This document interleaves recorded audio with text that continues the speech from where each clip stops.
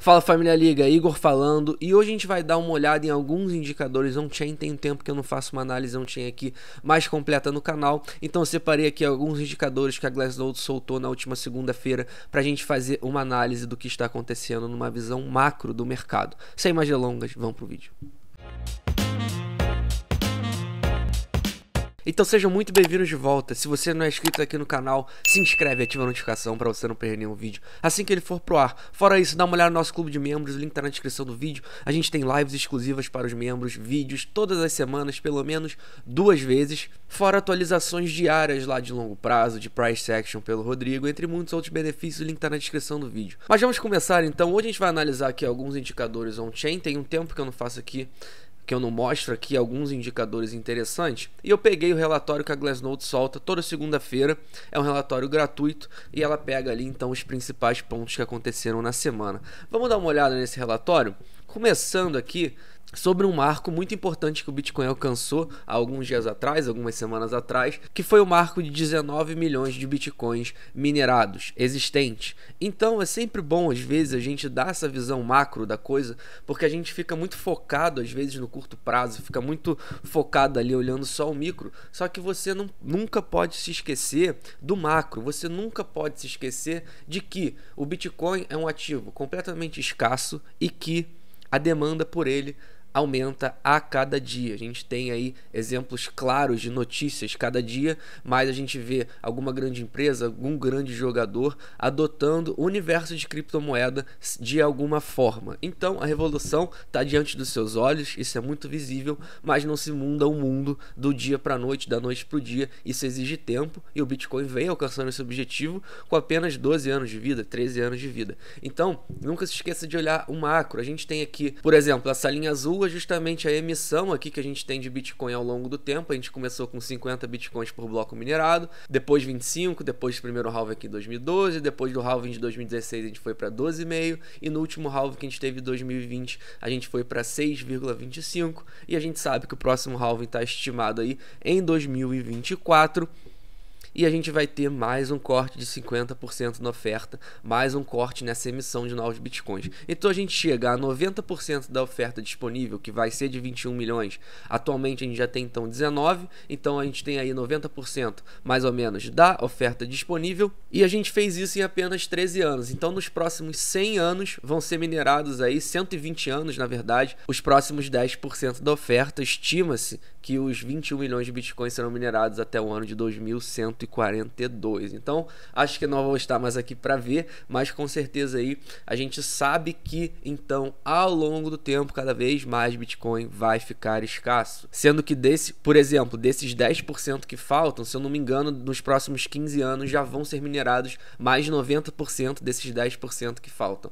Então, cada vez mais o Bitcoin ele fica escasso e um ativo completamente escasso dessa magnitude com demanda crescente. O que você acha que vai acontecer ao longo do tempo? Por isso que a gente vê aqui o gráfico do Bitcoin em preto e a gente pode dizer que a grande verdade é que desde a criação o Bitcoin está em bull run. Se a gente olhar aqui no gráfico, você nota que é um gráfico crescente, um gráfico ascendente. Então a grande verdade é que se a gente olhar no macro, o Bitcoin nunca saiu de bull run. Mas é óbvio que a gente olha, a gente tenta ali pegar um micro, a gente sabe que existem os ciclos, mas se você der zoom out, você vê que é bull run desde que foi criado, desde lá de 2010, 2009. Então, vamos passar aqui para o próximo, porque esse é um indicador novo que a Glassnode criou aqui recentemente, que é em relação aqui à acumulação. E a gente pega aqui justamente o que significa então essas cores. As cores mais escuras significa acumulação por parte de jogadores significativos e as cores mais claras aqui, amarelas, significa distribuição por parte desses jogadores. A gente vê aqui que é óbvio que ele aborda aqui a acumulação em geral, mas ele escreve aqui no texto que ela criou isso de forma mais recente, essa ferramenta, justamente para tentar ver ali, aqui ela bota valores perto de 1, ou seja, a cor roxa, a cor mais escura, indica que baleias ou largas entidades significativas do mercado estão adicionando quantidades significativas de Bitcoin ao seu balanço. Então, basicamente, esse indicador significa isso, acumulação ou distribuição numa forma macro por jogadores mais significativos. E a gente gente vê que não necessariamente isso só acontece no fundo, as pessoas têm uma falsa sensação que holder e baleia só acumulam no fundo. Isso não é verdade. É óbvio que eles acumulam sim em períodos de grandes fundos do Bitcoin, aquela hora que ninguém quer Bitcoin, esses jogadores eles estão dispostos a comprar, mas a gente vê, por exemplo, aqui que no ciclo de alta de 2020, que a gente teve 2020 e 2021, no primeiro grande movimento, você vê que essa cor estava extremamente roxa. Então eles foram acumulando ali na força também e foram distribuindo aqui próximo ao primeiro topo. Já no segundo topo, eles foram acumulando aqui durante o topo e também durante todo o movimento descendente. A gente tinha aí de forma mais recente uma certa distribuição por parte de jogadores, mas essa cor agora ela volta aqui na zona de 0,65 a 0,72, ou seja, mostrando de novo que está esquentando a acumulação por parte desses players significativos. Então essa cor está ficando aqui mais perto de roxo, isso significa que esses players estão voltando a acumular. A gente está vendo de uma forma geral, a média dos últimos 7 dias, uma acumulação significativa por parte desses jogadores. Então é sempre bom ficar de olho nesse indicador, vou ficar acompanhando também, por ser a média dos últimos 7 dias, quando o Bitcoin deu uma esticada lá para 48, vai ser interessante ver se houve distribuição ali na média. Então daqui a uns 7 dias a gente vai ver, daqui a alguns dias na verdade, porque já tem um tempo que a gente alcançou 48, a gente vai ver se houve ali distribuição significativa por parte desse grupo, mas aqui também dá um ambiente geral, ele dá uma relação à acumulação ou distribuição. Pausa rápido, se você tem interesse em negociar criptoativo, aqui no canal a gente indica crypto.com. Link na descrição com desconto nas corretagens e você já ganha $25 só por abrir conta com o nosso link. O link está aqui na descrição do vídeo. Para o mercado futuro a gente indica Bybit, a Prime XBT. Link na descrição com muitos bônus para vocês. Agora vamos passar aqui para o mantra aí que tem sido em relação ao balanço das exchanges nos últimos dias, nas últimas semanas. A gente está alcançando aí um outflow muito significativo aqui nas exchanges, um outflow que chegou próximo a, por mês, menos 100 mil bitcoins nas exchanges. Isso é muito expressivo. Eu vi uma pesquisa que se o Bitcoin, diríamos que o Bitcoin daqui para frente todo mês tem um outflow de 100 mil bitcoins por mês. Então é óbvio que isso é uma situação hipotética, mas só para vocês entenderem a magnitude dessa taxa. Então se o Bitcoin ele tivesse 100 mil bitcoins por mês todos os meses daqui para frente, tendo evasão das exchanges, tendo outflow, saindo das exchanges, as exchanges zerariam, se eu não me engano, no final do ano que vem, no final de 2023. Então é um dado muito significativo, é um outflow muito relevante. A gente vê aqui que poucas vezes na história o Bitcoin ele veio encontrar esses patamares de outflow. A gente teve aqui durante a nossa corrida aqui de 2017, durante o ciclo de alta de 2017, a gente teve aqui no Corona Dump, naquele momento ali, o Bitcoin saiu de 7 para $3 mil em um dia, um movimento muito significativo. A gente viu ali também muito outflow e a gente viu também essa quantidade de outflow aqui um pouco antes da nossa bull run atual de 2020 para 2021, no primeiro movimento de alta que o Bitcoin fez de $10 mil para $65 mil. Então você vê que historicamente, sempre que a gente vê esse nível de outflow, foram momentos ali pré-grandes corridas que o Bitcoin teve. A gente também alcançou aqui, ó, um pouco antes do nosso topo em $69 mil, o último topo que o Bitcoin fez nesse período aqui entre topos. Então esse nível de outflow de Bitcoin nas exchanges, a gente nota que ele sempre geralmente é alcançado em pré-períodos que o Bitcoin realmente ele dá uma disparada, e isso é muito lógico, porque se a gente está vendo outflow nas exchanges, significa que as pessoas estão comprando e carregando para o longo prazo. A maioria das pessoas que tira o seu Bitcoin nas exchanges, ela vai carregar para o longo prazo, senão ela simplesmente deixaria lá para vendê-lo. Então outflow é sempre um sinal positivo, e talvez atualmente esse esteja sendo um dos sinais mais fortes que a gente está tendo bullish no mercado. Se a gente descer aqui, a gente vê então no geral, aqui a gente está vendo o nível de outflow, a quantidade de Bitcoin que teve outflow no mês aqui em relação ao Bitcoin. Na verdade aqui essa é a média dos últimos 30 dias.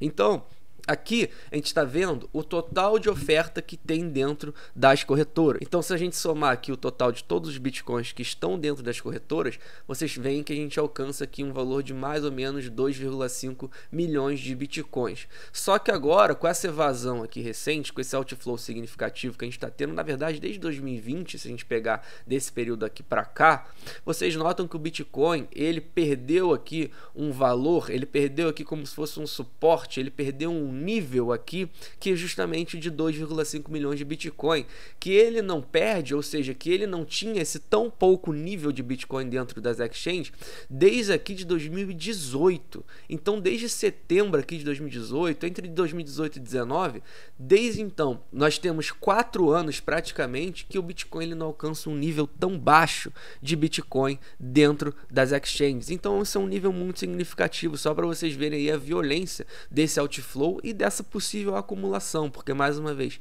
quem saca o Bitcoin nas exchanges, esse cara, essa pessoa, essa carteira, esse jogador, ele vai carregar esse Bitcoin para o longo prazo, senão ele manteria na exchange para vender. Então é um nível muito significativo que a gente tem encontrado aí de Bitcoin nas exchanges, cada vez menos a gente está vendo essa liquidez nas exchanges, e isso por um lado é muito positivo, porque mostra acumulação, só que sempre liga aquele sinal de alerta. Quanto menos oferta a gente tem dentro das exchanges, a gente sabe que mais fácil é para manipular, porque quanto menos oferta você tem, menos você precisa de bitcoins, menos quantidade de bitcoins você precisa para manipular os preços. A gente sabe que o preço do Bitcoin ele se dá pelo preço das exchanges. E se a gente olhar aqui agora em relação a cada exchange, se a gente isolar aqui cada exchange, tem acontecido algo curioso, que é, em todas então a gente está vendo esse nível de outflow, todas essas principais exchanges aqui, Bitstamp, Bittrex, Kraken, Gemini, Binance, Coinbase, todas elas a gente está vendo que a gente está diminuindo o balanço dentro delas, ou seja, está tendo outflow.